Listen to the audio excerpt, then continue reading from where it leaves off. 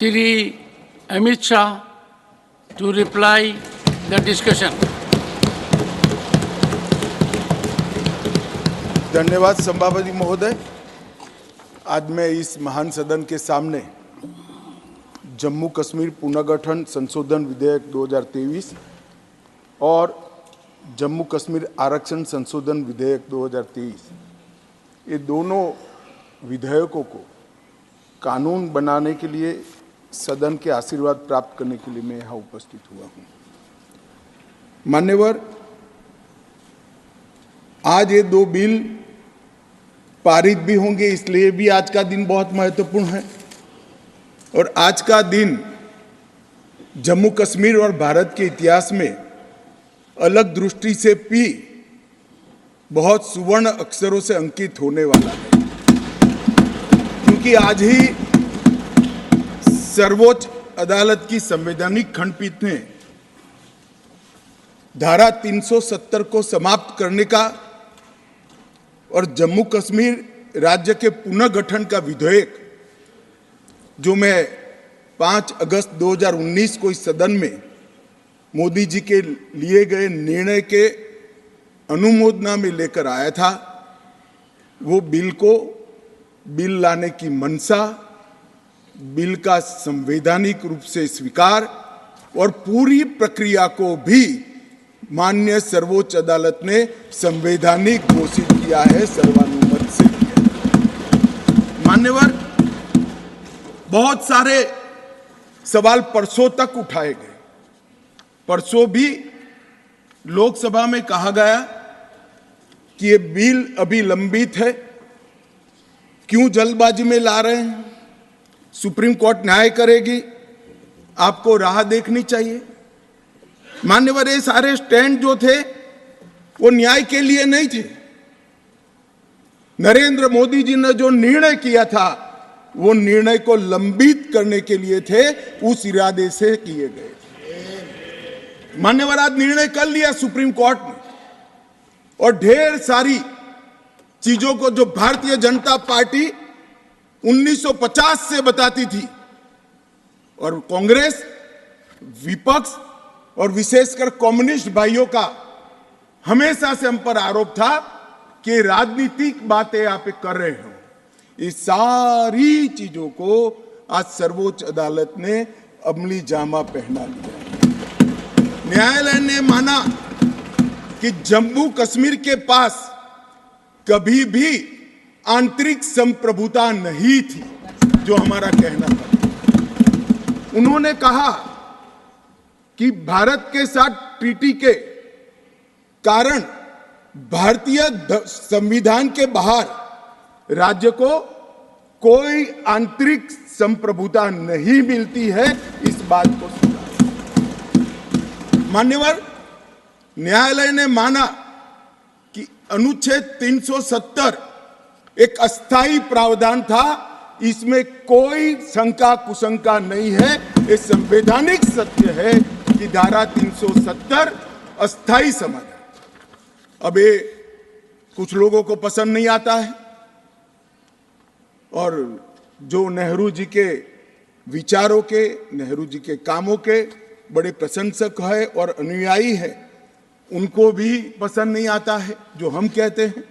मगर मैं उनको बड़ी विनम्रता से पूछना चाहता हूं, अगर धारा 370 इतनी ही न्यायिक थी, इतनी ही जरूरतमंद थी, तो इसके सामने एक ही आर्टिकल है मान्यवर, जिसके सामने टेम्पररी शब्द का उपयोग किया गया, वो स्वयं नेहरू जी ने क्यों किया होगा? जो लोग कहते हैं कि धारा 370 परमानेंट है, वो संविधान सभा की मंशा का अपमान कर रहे हैं, संविधान का अपमान कर रहे हैं। मान्यवर, आज सुप्रीम कोर्ट ने कह दिया है कि इसका मतलब यह है, ये जो कहा धारा 370 अस्थायी प्रावधान था, इसका मतलब यह है कि ये दावा याचिकाकर्ता का 370 को कभी हटाया ही नहीं जा सकता।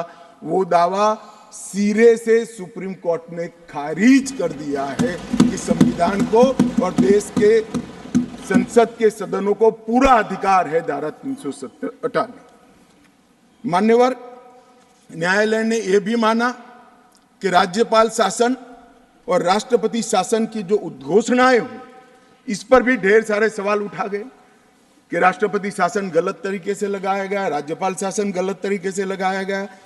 इन्होंने भी, सुप्रीम कोर्ट ने यह भी माना कि राज्यपाल शासन और राष्ट्रपति शासन की उद्घोषणाओं को चुनौती देना ठीक नहीं है, ये पूर्ण रूप से संवैधानिक प्रक्रिया के तहत। मान्यवर, अनुच्छेद 370(3) में जो प्रावधान है वो संविधान सभा ने ही तय किया है।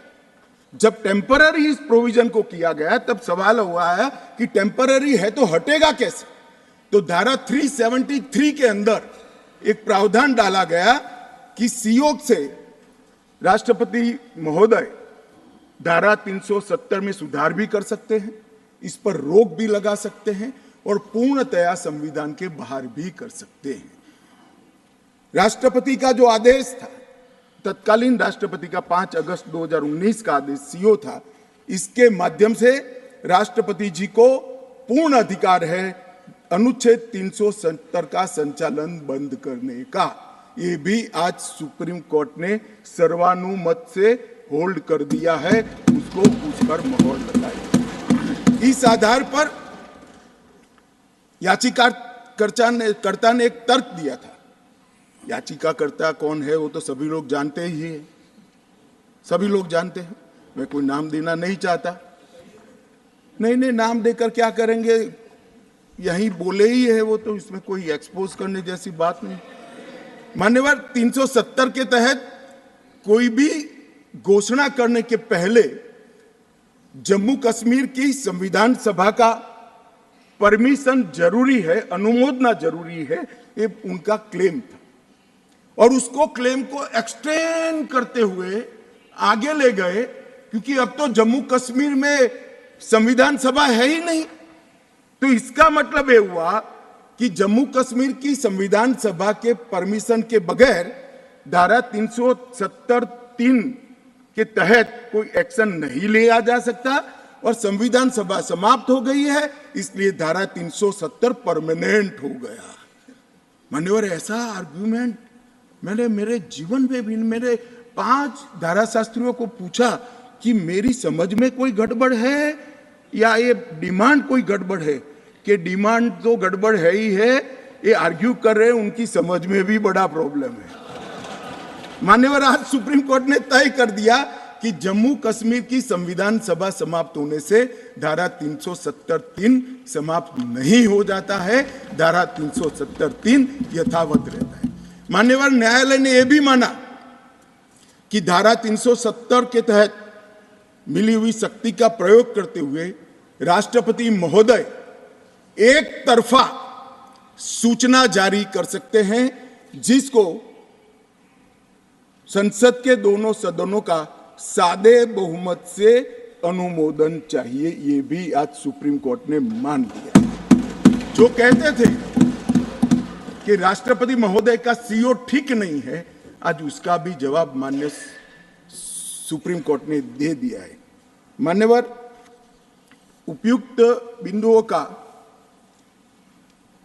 सीओ 272 पर कोई प्रभाव नहीं है, ये भी सिद्ध करते हुए अनुच्छेद 371(d) के तहत राष्ट्रपति द्वारा शक्ति का प्रयोग दुर्भावनापूर्ण नहीं है, उसको भी सुप्रीम कोर्ट ने होल्ड कर दिया है। मान्यवर, सुप्रीम कोर्ट ने यह भी होल्ड कर दिया है कि क्योंकि जब अब धारा 370 समाप्त हो चुकी है, अब जम्मू कश्मीर के संविधान का कोई अस्तित्व नहीं रहता है। मान्यवर, न्यायालय ने चुनाव कराने के लिए भी चुनाव आयोग को निर्देश करे। मान्यवर, बहुत सारे लोग, अब इसमें तो इतना सारा लूट गया, जो दावे थे सारे खारिज हो गए। तो एक पूंछ पकड़कर मैंने बाइट देखा करते हैं, क्या पूंछ पकड़ते हैं कि चुनाव आयोग ने ऑर्डर कर दिया। अरे भाई, क्या ऑर्डर करा? मैंने स्वयं कहा है कि हम चुनाव कराएंगे, इसमें कौन सी बड़ी बात है? इसी सदन में कहा है, लोकसभा में करा है, एज अ गृह मंत्री ऑन रिकॉर्ड करा है। उन्होंने कहा कि भाई राज्य का स्टेटस वापिस देंगे, तो ये भी मैंने कहा है कि अप्रोप्रिएट टाइम पर राज्य का स्टेटस हम वापिस देंगे। और सुप्रीम कोर्ट ने भी ये जो कहा है उसमें मेरे सदन में के बयान को और सॉलिसिटर जनरल के सुप्रीम कोर्ट के सामने बयान को कोट करते हुए कहा है। अब मुझे कोई समझाए इसमें विजय कहां से हुई है? घोर पराजय में विजय कैसे ढूंढना, इसकी कला कोई आप लोगों से सीख ले साहब। इतने बड़े घोर पराजय विजय कैसे ढूंढना, इसका कोई अभ्यास वर्ग साहब रखना चाहिए साथ अर्थ में। ये बहुत बड़ी कला है। मैं तो आज अगर उनके जैसे मेरे विचार होते तो ये सुप्रीम कोर्ट के जजमेंट को देखकर डिप्रेशन के मारे 1 महीना सदन में ना आता, मगर ये तो प्रेस कर रहे हैं। और कांग्रेस पार्टी ने आज प्रेस करी मान्यवर। और प्रेस में क्या किया, कहा कांग्रेस पार्टी ने? कांग्रेस पार्टी ने ये कहा मान्यवर कि ये जजमेंट आने के बाद भी हम मानते हैं कि धारा 370 को गलत तरीके से हटाया गया है। अब मान्यवर, देश के दोनों सदनों ने, देश की संसद की दोनों सदनों ने राष्ट्रपति के सीओ को अनुमोदना दे दी, कानून पारित हो गया, कानून नोटिफाइड हो गया। किसी ने चैलेंज भी किया सुप्रीम कोर्ट में, ठीक है, सबका अधिकार है, करना चाहिए। सुप्रीम कोर्ट में एक लंबी बहस भी हुई, 5 जजों की बेंच बनी और 5 सीनियर मोस्ट जज बने, बैठे इसमें, लंबी बहस, सबकी सुनवाई हुई, आज फैसला भी आ गया। मगर ये फैसले के बाद भी ये कहते हैं कि हम इसको नहीं मानते हैं और हम मानते हैं कि धारा 370 गलत तरीके से हटाया गया है। मान्यवर, मैं इनको नहीं समझा सकता, मेरी तो मर्यादा है ऐसा, नहीं समझा सकता कि वास्तविकता क्या है।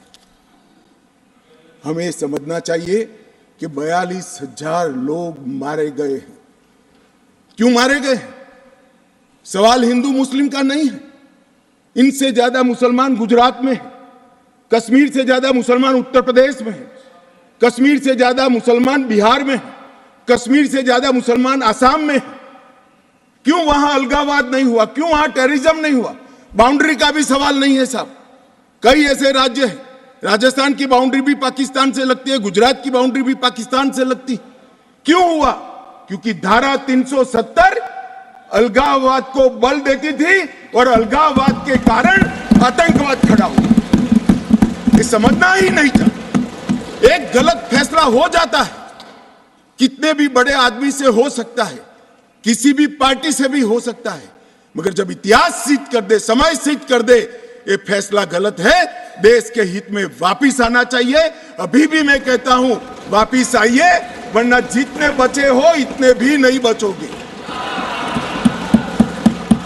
अगर अभी भी इस फैसले को चिपक कर रहना चाहते हो तो देश की जनता देखती है, 2024 में 2-2 हाथ भी हो जाएंगे और जनता का परिणाम भी आ जाएगा और मोदी जी तीसरी बार प्रधानमंत्री भी।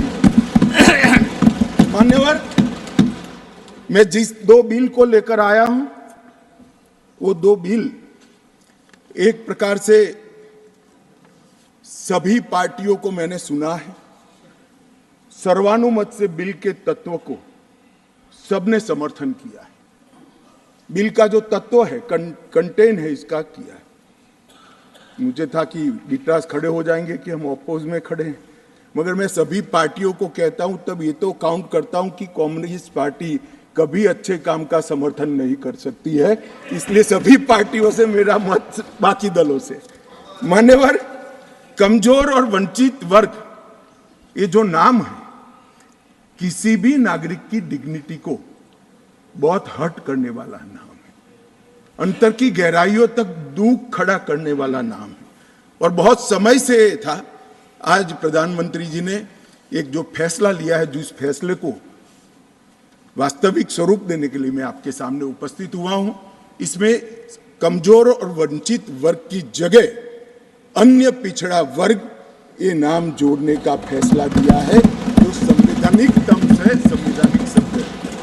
मान्यवर, दूसरा बिल जो है वो दूसरा बिल जम्मू कश्मीर में सालों से अलग अलग प्रकार के विस्थापित हुए।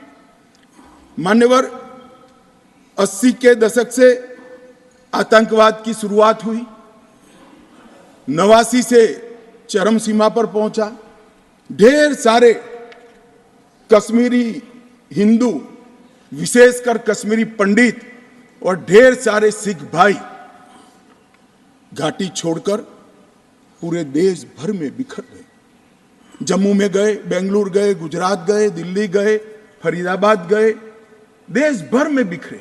सभी राज्यों ने उनकी आवभगत भी की, सभी राज्यों ने उनको रिजर्वेशन भी दिया, कई राज्यों ने उनको नौकरी में प्रायोरिटी दी भी। कश्मीरियों को गले लगाने का काम पूरे देश ने किया है, पूरे देश की जनता ने। मान्यवर, वो बिखरे और ऐसे बिखरे कि अपने ही देश में वो विस्थापित हो गए, निराश्रित हो गए। जिनके पास अरबों खरबों की संपत्ति थी, वो दर दर की ठोकरे खाने के लिए मजबूर हो गए। मान्यवर, उन लोगों को सम्मान देने के लिए, और ये आंकड़ा कोई छोटा मोटा आंकड़ा नहीं है, 46,631 परिवार जो रजिस्टर्ड है वो वहां से विस्थापित हुए हैं, और 1,57,967 लोगों ने हमारे बहुत प्रयास के बाद 19 के बाद हमने एक अभियान चलाया, हर शहर में जाकर एडवर्टाइज दिया है, ऑनलाइन रजिस्ट्रेशन हो गया है, और इतने लोग अब तक रजिस्टर्ड हुए। तनख्वाह साहब ने कहा कि बहुत सारे हैं, करना चाहिए। मैं तो उनको निमंत्रित करता हूं, तनख्वाह साहब आप जितने भी छूट गए इसकी सूची लाइए, आधी सेकंड में मैं रजिस्टर कर आपको एक्नॉलेजमेंट दूंगा। मान्यवर, ऑनलाइन प्रक्रिया है, और मैं आज इस महान सदन के माध्यम से देश भर में बिखरे पड़े कश्मीरी पंडित और अन्य विस्थापितों को कहना चाहता हूं, नरेंद्र मोदी सरकार आपको न्याय देने के लिए कमिटेड है। आप मुझे लिखिए, कश्मीर सरकार को लिखिए, किसी भी विज्ञ के बगैर आपका रजिस्ट्रेशन कर दिया जाएगा। आप मतदार भी बनोगे, चुनाव भी लड़ पाओगे, और जम्मू कश्मीर के अंदर आप मंत्री बनकर भी जा सकते हो। आपको पूरा। मान्यवर, 3 युद्ध भी हुए, 1947 में और 48 में युद्ध हुआ। 31,779 परिवार आज के पाकिस्तान अधिकृत कश्मीर से शरण लेकर भारत में आए। इनमें से 26,319 परिवार तत्कालीन जम्मू कश्मीर राज्य में बसे, और शेष 5,460 परिवार अन्य भागों में बसे। दूसरा युद्ध हुआ 65 और 71 का, और छम्ब और नियाबत क्षेत्र से लगभग 10,065 परिवार विस्थापित हुए। 3500 परिवार 65 के युद्ध में हुए, और इतने ही करीब 71 के युद्ध में हुए। अब तक 47, 65 और 71 के युद्धों में लगभग 41,844 परिवार विस्थापित हुए हैं। उनको भी भारत सरकार ने ढेर सारी चिंता करी है, मैं आगे बताता हूं। मगर ये बिल जो है मान्यवर, 3 सीटें, 2 जम्मू कश्मीर से विस्थापित परिवारों के लिए और 1 सीट पाक ऑक्यूपाई कश्मीर से विस्थापित आए हुए कश्मीरी भाइयों के लिए रिजर्व करने का काम नरेंद्र मोदी जी ने बहुत मन के साथ, चाव के साथ और संवेदना के साथ किया। मान्यवर, ये जो फैसला है उसी एक्ट का हिस्सा है जिस एक्ट को सब चैलेंज करते हैं। मैं उनको बताना चाहता हूं, जब आप 5 अगस्त 2019 के बिल को चैलेंज करते हो, तब आप डिलिमिटेशन कमीशन एक्ट को भी चैलेंज करते हो। ये मत भूलो कि आप इनके रिजर्वेशन के खिलाफ बात करते हो। मान्यवर, डिलिमिटेशन कमीशन ने गंभीरता से विचार करने के बाद समुदायों का प्रतिनिधित्व नॉमिनेशन द्वारा कराने की सिफारिश की है। और मान्यवर, जम्मू कश्मीर प्रशासन ने, जो आज स्वाभाविक है राष्ट्रपति शासन है, उसने भी अपना अभिप्राय डिलिमिटेशन कमीशन को दिया था।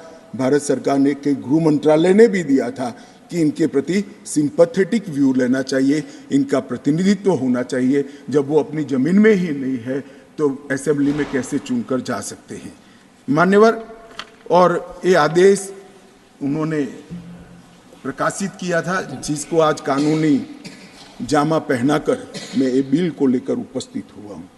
मान्यवर, ये जो डिलिमिटेशन कमीशन ने और भी कई फैसले किए हैं, मैं जरा सदन के सामने पूर्व की स्थिति और अभी की स्थिति बताना चाहता हूँ।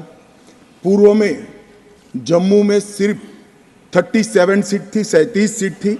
अब नए डिलिमिटेशन कमीशन ने 37 से बढ़ाकर 43 सीट जम्मू क्षेत्र में बनाने का काम। मान्यवर, कश्मीर में 46 सीट थी, 46 सीटें थी। अब 46 की जगह 47 सीटें, 47 सीटें बनाने का काम। इस तरह से जम्मू और कश्मीर दोनों को मिलाकर 83 सीटें थी। लद्दाख की सीटें निकाल दी है क्योंकि वहां यूटी बन चुकी। 83 सीटें थी, उसकी जगह 90 सीटें अब डिलिमिटेशन कमीशन ने करी है, जिसको भारत सरकार ने माना है। और पाक ऑक्यूपाई कश्मीर की 24 सीटों को आरक्षित रखा गया है, क्योंकि हम अभी भी मानते हैं, कोई जिसको जो बोलना है वो बोले। इस सदन में बोला हुआ शब्द इतिहास बनता है। मैं आज फिर से कहना चाहता हूं, पाक ऑक्यूपाई कश्मीर भारत का है, हमारा है, और हमसे कोई नहीं छीन। मान्यवर, हमने 24 सीटें पाक ऑक्यूपाई कश्मीर के लिए सुनिश्चित की है। मान्यवर, अब तक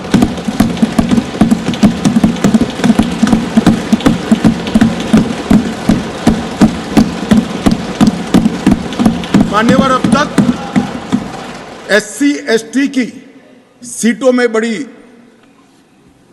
विसंगतताएं भी थी, और जो दिग्विजय की कहते थे संवेदनशील अप्रोच होना चाहिए, संवेदनशीलता होनी चाहिए। SC ST के प्रति संवेदना से ही ये निर्णय हुआ है। पहले जो 7 सीटें थी SC की, उसको हमने बरकरार रखा, और ST की सीट 0 थी, क्योंकि धारा 370 परमिट नहीं करती थी। अब परमिट करती है। 9 सीटों को रिजर्व कर दिया।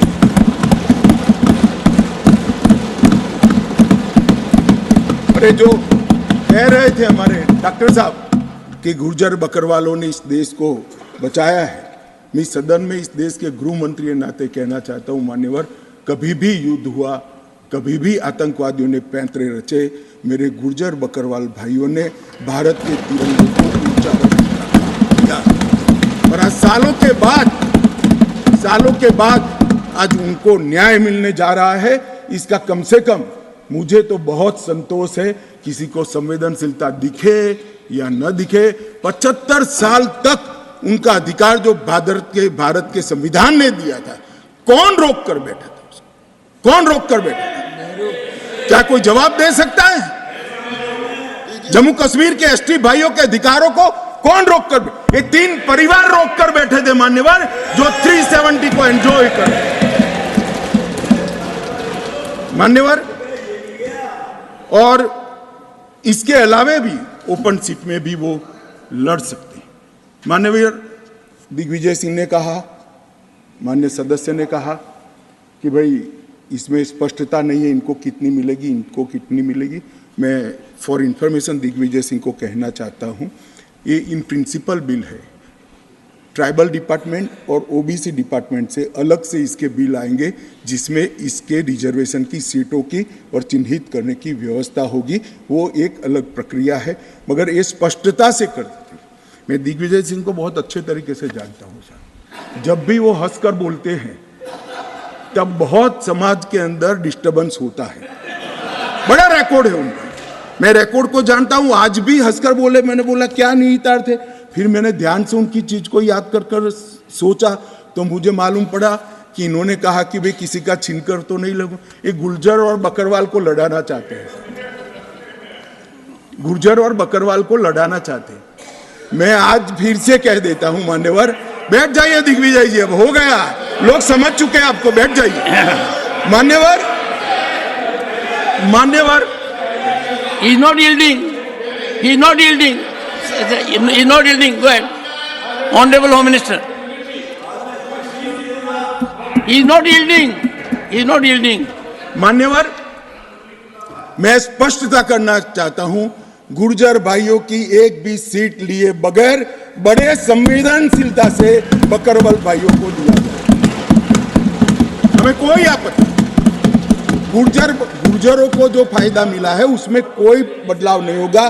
ट्राइबल के सारे फायदे एजुकेशन में और बाकी सारे नौकरियों के रिजर्वेशन में जितने भी फायदे गुर्जर भाइयों को मिल रहे हैं, पहाड़ियों को मिल रहे हैं, वो पहाड़ियों को जो भी मिलेगा वो उसके अलावे मिलेगा। एक भी नौकरी ना खत्म होगी, ना एक भी शिक्षा की सीट खत्म होगी।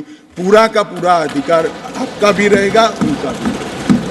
मान्यवर, एक बहुत बड़ी चर्चा चली कि जवाहरलाल नेहरू जी का कश्मीर के लिए कंडक्ट और इस पर हमारा नजरिया थोड़ा तंग है। जहां तक तंग नजरिए का सवाल है साहब, देश की एक भी इंच जमीन का सवाल है, हमारा नजरिया तंग रहेगा, हम दिल बड़ा नहीं कर सकते। किसी को अधिकार नहीं है अपने बड़े हृदय को दिखाने के लिए देश का एक भूभाग देश से चला जाए और मूक दर्शक बनकर खड़े रह जाए, किसी को अधिकार नहीं। मैं आज फिर से कहता हूं, ये आरोप से मैं सहमत हूं। हमारा नजरिया तंग है। देश की एक इंच जमीन भी जाती है तो इसके लिए भारतीय जनता पार्टी का हर कार्यकर्ता सर्वोच्चता से संघर्ष करेगा, लड़ाई करेगा और लड़ेगा। हमें कोई इसमें शर्म की बात नहीं। मान्यवर, मैं कुछ बातें कहना चाहता हूं। बहुत कुछ कहा है, अभी कहा गया नेहरू के कारण कश्मीर यहां है। नेहरू जी के न होते तो शायद ये बिल ही नहीं आता और कश्मीर होता ही नहीं। इस तरह से कहा। मैं आज कहना चाहता हूं कि जो आजादी के बाद भारत की रचना को जानते हैं उनको मालूम होगा हैदराबाद में इससे भी बड़ा प्रॉब्लम हुआ था। क्या जवाहरलाल जी गए थे क्या?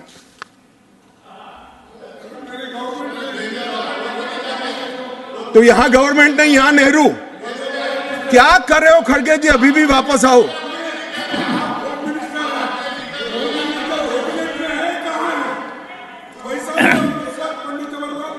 एक मिनट रिकॉर्ड पर है कश्मीर में दिग्विजय जी ने सरदार पटेल का नाम नहीं लिया। एक नाम दिया शेख अब्दुल्ला का, दूसरा नाम दिया जवाहरलाल नेहरू का। तो वो होम मिनिस्टर थे, क्यों नहीं दिया भाई? अब सुनिए दिग्विजय जी, अब सुनिए, सुनना पड़ेगा, ऐसे नहीं चलेगा।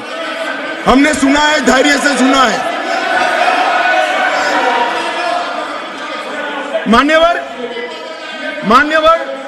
जूनागढ़ में क्या जवाहरलाल नेहरू गए थे? हैदराबाद में जवाहरलाल नेहरू गए थे?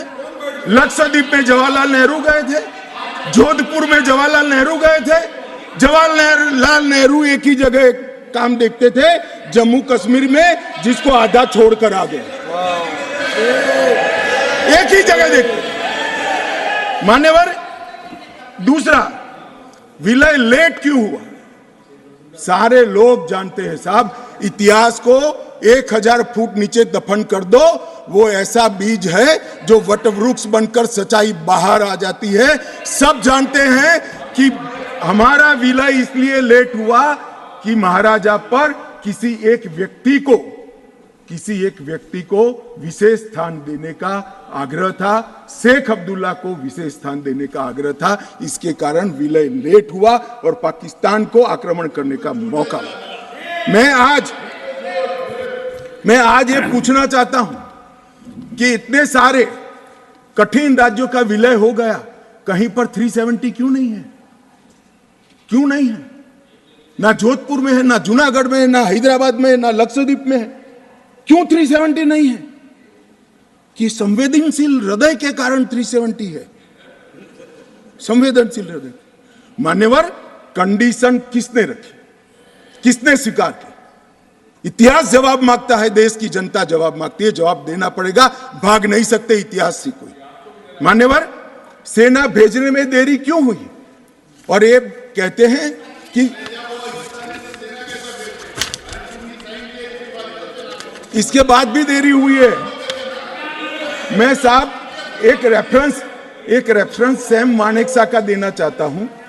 फील्ड मार्शल सैम मानेकशॉ तब डायरेक्टर ऑफ मिलिट्री ऑपरेशंस थे।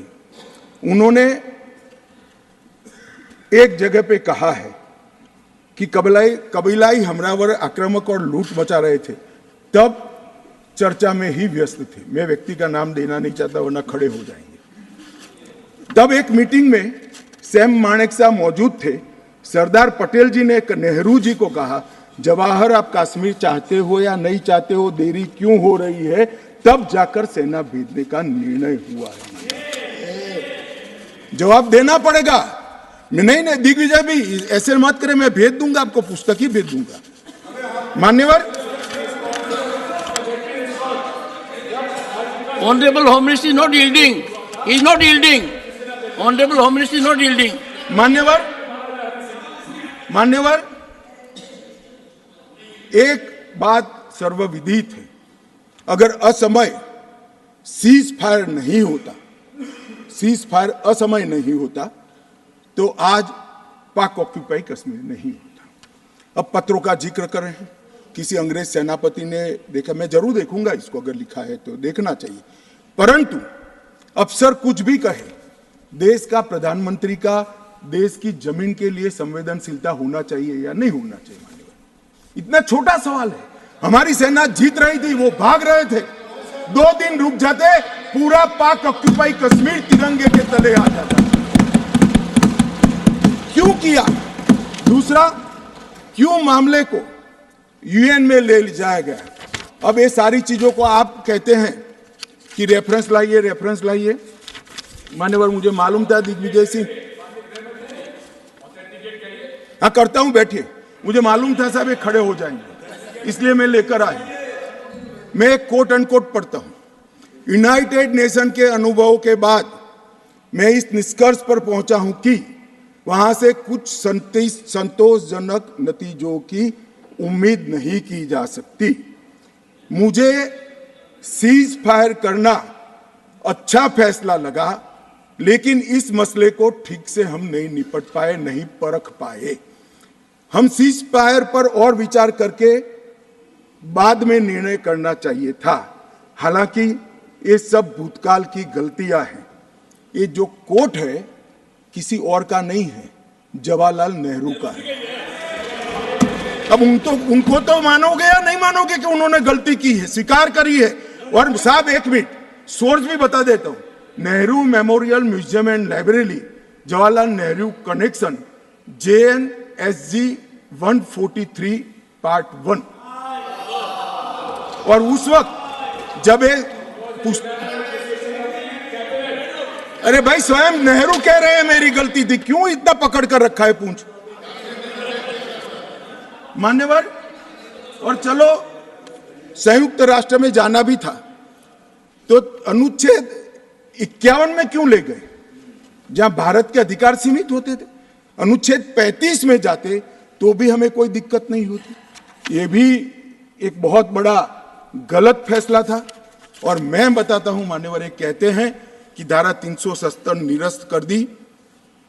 अगर कल को ये 40 साल के बाद, जोर से बोले मनोज झा जी, 40 साल के बाद, क्योंकि वो मानते हैं कि 40 साल के बाद मैं नहीं हूंगा, मैं तो 60 का हो गया, मेरा आयु 40 साल का हो ही नहीं सकता। वो कहते हैं 40 साल के बाद इतिहास पूछेगा तो कौन रिस्पॉन्ड?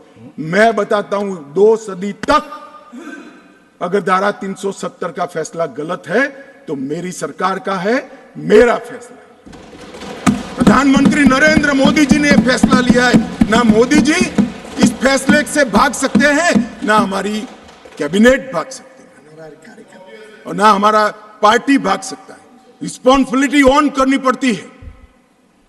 जब इमेज बिल्डिंग के लिए बड़े बड़े फैसले लेते हैं, संवेदनशील दिमाग से फैसले लेते हैं, तब इसको ऑन भी करना पड़ता है और देश को जवाब भी देना पड़ता है। इस तरह से नहीं चलता है इतिहास। और इतिहास, मेरी बात आज भी मानकर चलिए दिग्विजय सिंह, इतिहास किसी को नहीं बख्शता है, किसी को नहीं बख्शता है।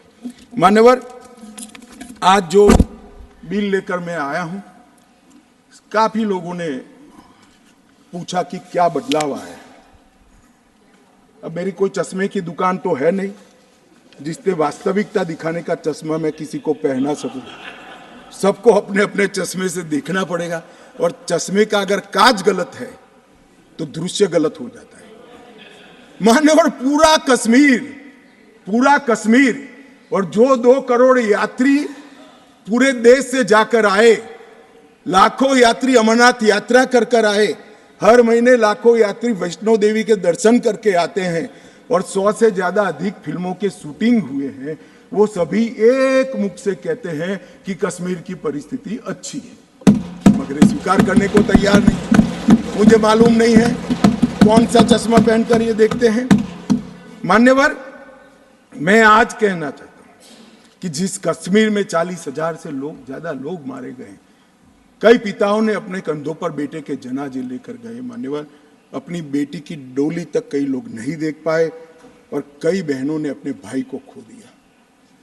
इनकी वेदना, हृदय अगर संवेदनशील है तो ही इसका अनुभव कर सकते हैं, मगर हमारे हृदय में जिनके हाथ में हथियार है, इसके लिए ही संवेदना है, तो इसका रास्ता मेरे पास नहीं है। मान्यवर, मैं इनकी मदद नहीं कर सकता, क्योंकि हमारे लिए मन में संवेदना है कश्मीर के युवा के लिए, कश्मीर की बच्चियों के लिए, और घाटी के भविष्य के लिए संवेदना है, आतंकवादियों के लिए नहीं। मान्यवर, मैं समझता हूं कि आज आर्टिकल 370 समाप्त होने के बाद, और उसके पहले भी नरेंद्र मोदी जी की सरकार आई 2014 में, आज युवाओं का भविष्य ब्लैक नहीं है, परंतु स्कूल का ब्लैक बोर्ड उनका भविष्य बन गया है। वो पढ़ाई लिखाई, जो युवा मान्यवर पत्थर लेकर घूमते थे, मोदी सरकार ने, इस प्रधानमंत्री ने इसके हाथ में लैपटॉप पकड़ाने का काम किया है। पूरी दुनिया का एक्सेस, और आतंकवाद और अलगाववाद की बात करने वाले लोग धारा 370 कर आधार बनाकर अलगाववाद की बात करने वाले लोग, आज जो लोग बात करते हैं उनकी कश्मीर की जनता अनसुनी करती है, डेमोक्रेसी और डेवलपमेंट की बात करती है। मान्यवर, ये आज बदलाव हुआ है। अभी कह रहे थे कि मैंने सदन में कहा था कि आतंकवाद समाप्त हो जाएगा। मैं मेरे जीवन में बोला हुआ भूलता नहीं हूं, और जो बोलता हूं उसको ओन करता हूं। मैंने कहा था कि 370 के कारण अलगाववाद की भावना समाप्त हो जाएगी, और जब अलगाववाद की भावना समाप्त होगी, सहन आतंकवाद कम हो जाएगा, समाप्त हो जाएगा। मान्यवर, ये बीच मझधार में 40 साल इन्होंने गलतियां करी, 80 के दशक से गलतियां करते आए, संवेदनशील हृदय से सोचते रहे, संवेदनाएं हथियार उठाने वालों के लिए रखे, और इस 40 साल की गलती को ऐसा सोचते हैं कि मोदी जी के 4 साल में सुधर जाएगा। मगर आपकी बात सही है, अपेक्षा ऐसी ही रखनी चाहिए। मैं अब विषय पर, मान्यवर, मैं बहुत पास में नहीं जाता। जब चरम सीमा पर थे तब तो आंकड़े बहुत भयावह थे, 90 के दशक में बहुत भयावह आंकड़े थे, परंतु मैं यूपीए शासनकाल की बात करना चाहता हूं। 2004 से 14 जब सोनिया जी और मनमोहन जी की सरकार थी, कुल आतंकवादी घटनाएं 7,217 हुई थी, और अब आतंकवादी घटनाएं सिर्फ 2,197 हुई है। ये 10 साल। अब सुन लीजिए, बाद में मुद्दा खड़ा करिए खड़गे जी। 70% की कमी हुई है मान्यवर, 70% की कमी हुई, और उसमें धारा 370 हटाने के बाद केवल और केवल 4 साल ही गए। सिक्योरिटी फोर्स और नागरिक टोटल 2829, करीब 3,2900 नागरिक और सिक्योरिटी फोर्सेस मारे गए। अब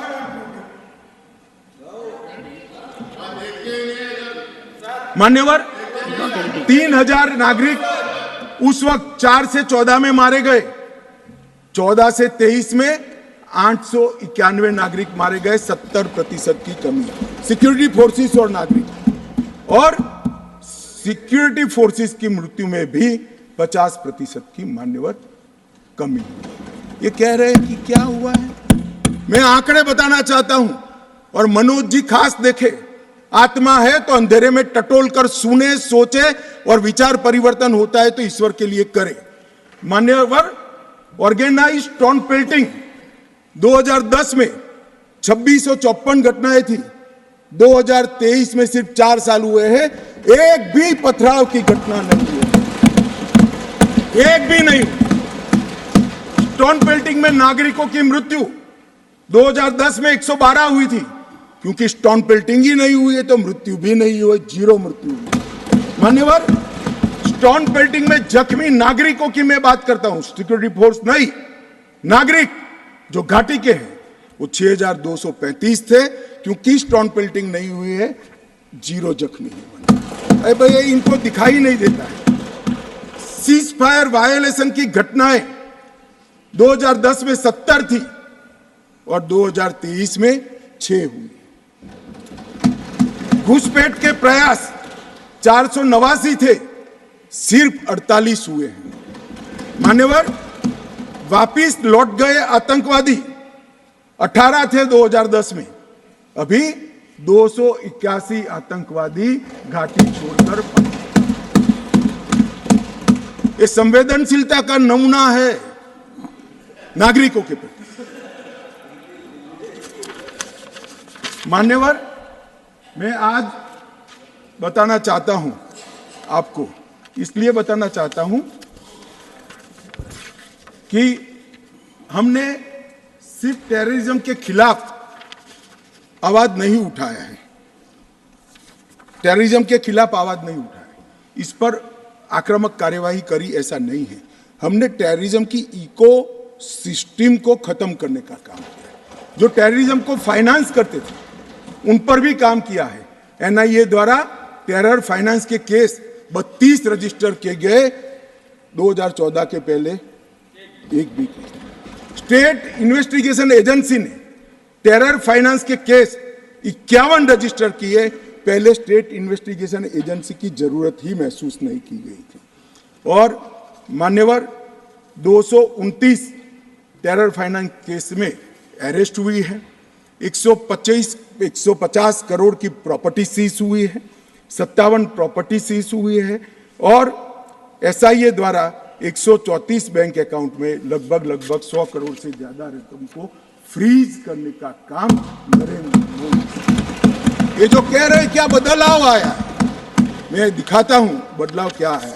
मान्यवर, आज मैं इतना कह रहा हूं कि हमने एक बहुत बड़ा कठोर निर्णय सुरक्षा की दृष्टि से हमने उठाए हैं। मान्यवर, मैं आज बताना चाहता हूं, पहले 2014 के पहले और आर्टिकल 370 नाबूद होने के पहले आपने देखा होगा, आतंकवादियों के जनाजों में 25-25 हजार की भीड़ आती।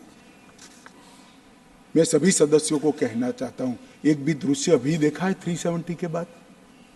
ना, कोई नहीं करता साहब, क्योंकि हमने निर्णय किया है जो भी आतंकवादी मारा जाएगा उसी जगह पे संपूर्ण धार्मिक सम्मान और रीति रिवाज के साथ वहीं दफना दिया जाएगा। स्टोन पेल्टिंग क्यों कम हुई? जितनी नौकरियों की एडवर्टाइज है, इसमें सरकार ने तय कर लिया है कि स्टोन पेल्टिंग का एक भी केस अगर रजिस्टर है तो वो परिवार में से किसी को नौकरी नहीं मिली। क्यों ये विदेश भागकर आतंकवाद करते हैं वो लोग डरे हैं? क्योंकि हमने तय किया है जिसका परिवार का जन पाकिस्तान बैठकर आतंकवाद को प्रोत्साहन देता है, उसके परिवार में किसी को नौकरी नहीं मिलेगी। मान्यवर, हमने तय किया है कि जो टेलीफोन रिकॉर्ड के आधार पर प्रस्तापित होता है कि किसी का परिवार का व्यक्ति लिप्त है आतंकवाद को बढ़ावा देने में, तो नौकरी में है तो भी उसको डिसमिस करने के सर्विस रूल्स हमने बनाए। मान्यवर, जीरो टेरर प्लान और कंप्लीट एरिया डोमिनेशन के माध्यम से पूरे टेररिस्ट प्रभावित क्षेत्र को आज हमने सुरक्षित करने का काम किया है। मान्यवर, आज मैं कहना चाहता हूं, जेल अड्डा बनकर पड़ी रही थी। नरेंद्र मोदी सरकार ने जेलों के अंदर जैमर लगाकर सख्ती लगाने का काम किया है और 105 करोड़ की लागत से एक नई जेल बन रही है जो सिर्फ टेररिस्टों के लिए बनेगी। मैं विश्वास के साथ कहता हूं, वो जेल की सुरक्षा कोई भेद नहीं पाएगा और टेररिज्म के अंदर कोई अपना योगदान नहीं देगा। मान्यवर, बार काउंसिल में भी जो समर्थक थे उनको भी संदेश कर दिया गया है और रोजगार, पासपोर्ट और गवर्नमेंट कॉन्ट्रैक्ट के लिए भी हमने ढेर सारी चीजें करी हैं। मान्यवर, आदत पड़ गई थी, हमले हो तो बुला देना, इधर उधर कोई बड़ा एक्शन ले लेना जिससे दूसरे दिन के अखबार के टाइटल बदल जाए। हम छिपाने में विश्वास नहीं करते हैं मान्यवर। हमारे समय में भी हमले हुए शुरू में, क्योंकि पुरानी आदत पड़ी थी। उरी में भी हुआ, पुलवामा में भी हुआ। हमने सर्जिकल स्ट्राइक और एयर स्ट्राइक कर घर में घुसकर जवाब देने का काम है। हमें संवेदनशीलता कश्मीर के युवाओं के लिए, मगर संवेदनशीलता की व्याख्या टेररिज्म के लिए नहीं। माफ करना दिग्विजय जी, टेररिस्टों के लिए हमारे मन में कोई संवेद नहीं। हथियार डाल दे, मेन स्ट्रीम में आए, स्वागत है उनका। मन मैं आज भी कहता हूं, नॉर्थ ईस्ट में कई लोग हथियार डालकर मेन स्ट्रीम में आए हैं। अगर कश्मीर में भी युवा भले हाथ में हथियार पकड़ा हो, हथियार डाल दे, कानून की अदालत के शरण में आए, हम उसका स्वागत करते हैं। संवेदना से हमारा हृदय भरपूर है। मान्यवर, हमने जो किया है वो युवाओं के लिए किया है। मान्यवर, ये लोग पूछते हैं कि क्या हुआ। हमने धारा 370 और 35A को हटा दिया। मान्यवर, धारा 370 और 35 से कश्मीर के लोगों को तो अन्याय करती ही थी, मगर देश के आत्मसम्मान को भी ठेस पहुंचा। ये सिर्फ कश्मीरी लोगों का सवाल नहीं था, मनोज जाजिब, कश्मीरी लोगों का सवाल नहीं था, 130 करोड़ लोगों का सवाल था। हमारे स्थापक नेता श्यामा प्रसाद मुखर्जी ने उस वक्त सवाल उठाया था और नेहरू जी की मिनिस्ट्री छोड़ दी थी कि एक देश में 2 विधान, 2 प्रधान और 2 निशान कैसे हो सकते हैं? नहीं हो सकते। और इसलिए इन्होंने इस पर आंदोलन किया और उनकी शंकास्पद मृत्यु हो गई और वो शहीद हो गए। मान्यवर, आज मुझे आनंद है, कश्मीर के लिए मरने वाला हर फौजी, छोटे से छोटा व्यक्ति, नागरिक से लेकर श्यामा प्रसाद मुखर्जी तक, जिनने बलिदान दिया है, वो सभी लोगों की आत्मा आज इस देश में से 2 विधान, 2 निशान और 2 प्रधान समाप्त कर संतुष्टि का सांस लेगी। आज सुप्रीम कोर्ट का फैसला मान्यवर ऐतिहासिक फैसला है और ये फैसले को मैं बहुत मन के साथ 130 करोड़ की जनता की ओर से स्वागत भी करता हूं और अभिनंदन। मान्यवर, आज एक संविधान, एक राष्ट्रध्वज और एक प्रधानमंत्री बन चुका है। श्यामा प्रसाद मुखर्जी का स्वप्न साकार हो चुका है। 2 राजधानी रखी, 2 दरबार रखे, सालाना 200 करोड़ रुपए का खर्च होता है। मान्यवर, अब एक केंद्रीय कानून है, जो केंद्रीय कानून है सभी राज्यों में जाता है, ऐसे कश्मीर में भी जाता है। मान्यवर, कश्मीरी, डोगरी, हिंदी, इसको पहली बार मान्यता देने का काम प्रधानमंत्री नरेंद्र मोदी जी ने किया। 35A के तहत कश्मीर की महिलाओं को न्याय देने का काम प्रधानमंत्री नरेंद्र मोदी जी ने किया। मान्यवर, शिक्षा हो, नौकरी हो, पहली बार रिजर्वेशन देने का काम प्रधानमंत्री नरेंद्र मोदी जी ने। पहली बार एसटी समुदाय को विधानसभा में आरक्षण देने का काम नरेंद्र मोदी जी ने। राइट टू एजुकेशन एक्ट पहली बार धारा 370 जाने के बाद वहां हुआ। भूमि अधिग्रहण, पुनर्वसन और पुनर्स्थापना में उचित मुआवजा का कानून पहली बार जम्मू कश्मीर में धारा 370। फॉरेस्ट राइट्स एक्ट पहली बार 370 समाप्त होने के बाद। SC/ST prevention of atrocity act पहली बार जम्मू कश्मीर में 370 जाने के बाद। विसल ब्लोअर प्रोटेक्शन एक्ट पहली बार जम्मू कश्मीर में 370। साहब ये विसल ब्लोअर, ये भ्रष्टाचार के जुड़ा हुआ मामला था। जम्मू कश्मीर के किसी भी नागरिक को पूछो, सिफारिश के सिवाय नौकरी नहीं मिलती थी। माननीय, बड़ी परेशानी थी, भ्रष्टाचार होता था क्योंकि 3 ही परिवारों का शासन था। क्यों विसल ब्लोअर प्रोटेक्शन एक्ट वहां लगाएंगे? अभी अभी झारखंड में किसी एमपी के यहां, मैं किस दल के हैं कहना नहीं चाहता, पूरी दुनिया जानती है, इतनी सारी कैश मिली कि बैंक के कैशियर कहते हैं हमने भी इतनी कैश कभी देखी नहीं है। गिनते गिनते 5 दिन हो गए, 27 मशीनें गर्म हो गई मान्यवर, गर्म हो गई, मशीनें बंद हो गई, मगर अभी समाप्त नहीं होता है। और एक भी एक घमंडिया गठबंधन ने इसकी टीका भी नहीं की है, उसको सस्पेंड भी नहीं किया, एक भी। मान्यवर ये खड़े हो गए,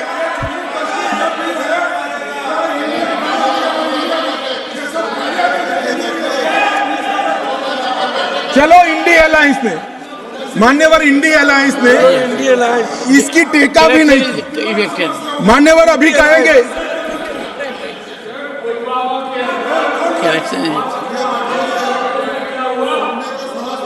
correction is elected, but take it. मान्यवर मुझे मालूम है, मान्यवर मुझे मालूम है नहीं बैठेंगे, क्योंकि ओबीसी को सम्मान देना है, महिलाओं को रिजर्वेशन देना है, ये नहीं बैठेंगे, मुझे पूरा भरोसा है। वॉकआउट करेंगे। कितनी भी कटु बात को हम सुन लिए, अब आप जवाब नहीं सुनोगे, क्या बात है? 6 घंटे तक मैंने सुना है आपको, कैसे ना नहीं सुनोगे मुझे?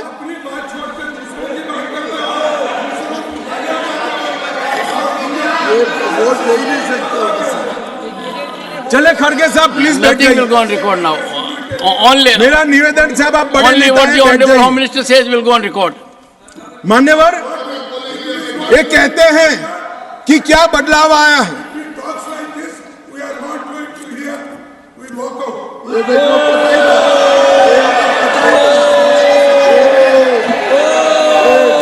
ओबीसी बोलिए साहब, वापस ओबीसी बोलिए, महिला ओबीसी,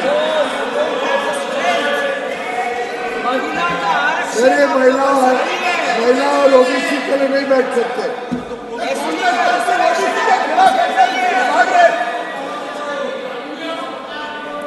मान्यवर बहुत सारे पीयूष भाई जैसे भले हृदय के लोगों को था कि ये जवाब सुनेंगे, मैं इनकी ऑफिस में कॉफी पीने के लिए गया, मैंने कहा नहीं सुनेंगे।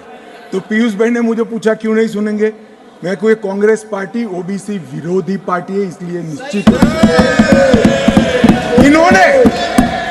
इन्होंने काका काललकर कमीशन के रिपोर्ट को दबा कर रखा, इन्होंने मंडल कमीशन के रिपोर्ट को दबा कर रखा, इन्होंने ओबीसी आयोग को संवैधानिक मान्यता नहीं दी, इन्होंने ओबीसी के बच्चों को केंद्रीय पूल में रिजर्वेशन का अधिकार नहीं दिया, और इन्होंने ओबीसी का हमेशा विरोध करने का काम किया है। अभी अभी इनके नेता को किसी एनजीओ ने लीक कर दिया है, अर्थ मालूम है या नहीं है मालूम नहीं, कभी पूछ ले कोई फुल फॉर्म तो तकलीफ आ जाए मान्यवर, परंतु अभी एक लिख कर दिया है तो ओबीसी ओबीसी ओबीसी। तो एक पत्रकार मुझे कह रहा था, इतना बोले मैं कि इसकी एक तिथि होती है 180 दिन, पहली बार कब मिले बोले वो देख लेना, 180 दिन के बाद विषय बदल जाएगा। इसमें कुछ मन से नहीं होता है साहब। पूरा जीवन इनके पिताजी ने संसद के लोकसभा में खड़े रहकर मंडल कमीशन को लागू करने का विरोध कर दिया, वो आज ओबीसी की बात कर रहे हैं। मुझे तो भरोसा साहब नहीं बैठेंगे, मगर साहब ये पूछ रहे थे क्या परिवर्तन आया है। मैं आज उनको कहना चाहता हूं कि मुरली मनोहर जी राष्ट्रीय अध्यक्ष थे, नरेंद्र मोदी जी हमारी यात्रा के संयोजक थे, लाल चौक में तिरंगा फहराना था, हम सभी गए थे, हमें जाने नहीं दिया। मोदी जी और कुछ लोग जान की परवाह करे बगैर गए और तिरंगा फहरा है।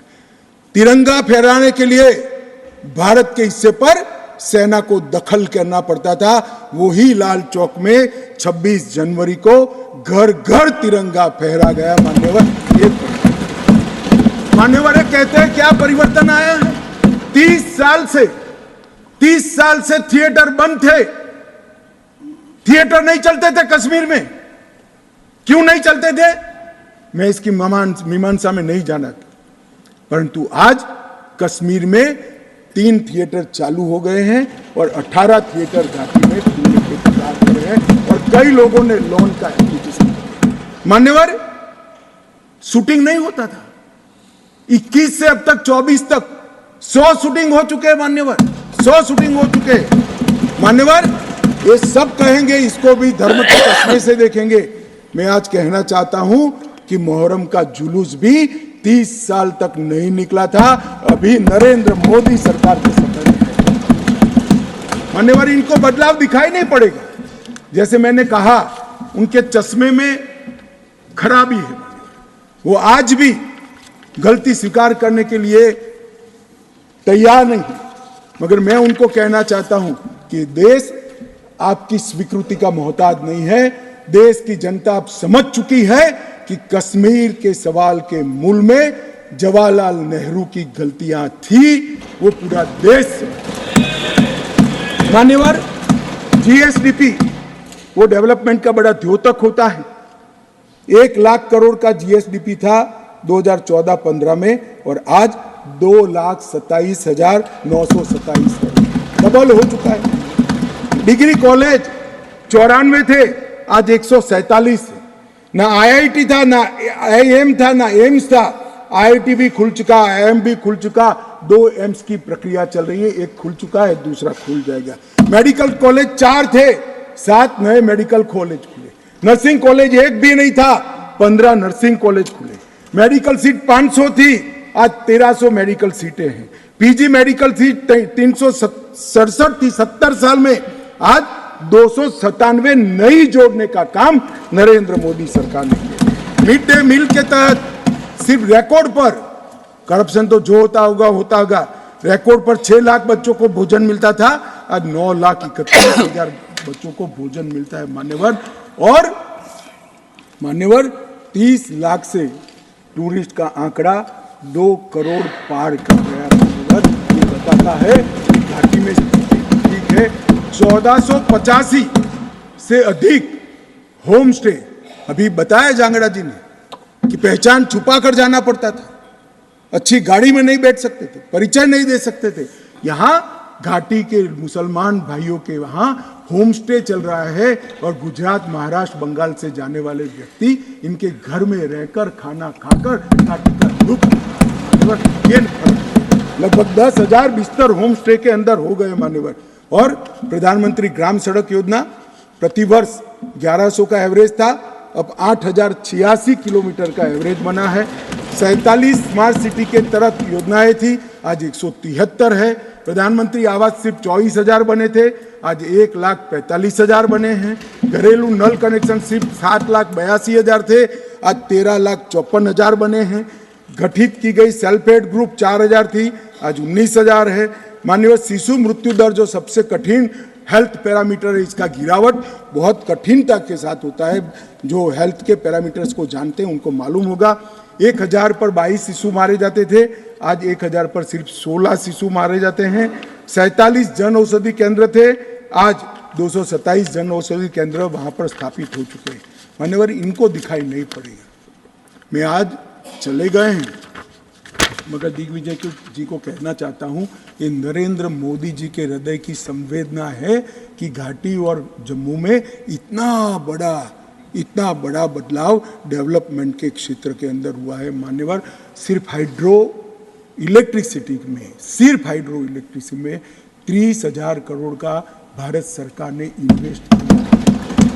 रेलवे का पैसा अलग, नेशनल हाईवे का पैसा अलग। मान्यवर, लगभग पेंशन के लाभार्थी सिर्फ 6 लाख थे, रजिस्ट्रेशन नहीं होता था जम्मू की साइड से। अब ट्रांसपेरेंट रजिस्ट्रेशन के बाद 10 लाख लाभार्थी पेंशन के हो गए हैं। फूड सिक्योरिटी का कवरेज 43.8% था, आज 100% हो चुका है। हेल्थ कवरेज देश भर में एकमात्र राज्य ऐसा है जहां प्रधानमंत्री आयुष्मान भारत योजना मान्यवर सिर्फ गरीबों के लिए नहीं है, गरीब से लेकर धनी से धनी तक, फारूक अब्दुल्ला जी तक, सभी को प्रधानमंत्री आयुष्मान भारत योजना का फायदा मिलता है। ओपन डेफिकेशन 50 से 60% था, अब 100% है। ऑनलाइन सर्विसेज सिर्फ 60 सेवाओं में थी, आज 1100 सेवाओं में ऑनलाइन सर्विसेज हो गई है। और स्पोर्ट्स में युवाओं की भागीदारी सिर्फ 2 लाख थी, आज 2022 में जम्मू कश्मीर के 60 लाख युवाओं ने खेलों में हिस्सा लिया। मान्यवर पूछते हैं कि क्या बदलाव आया, मैं इनको ही बताना चाहता हूँ।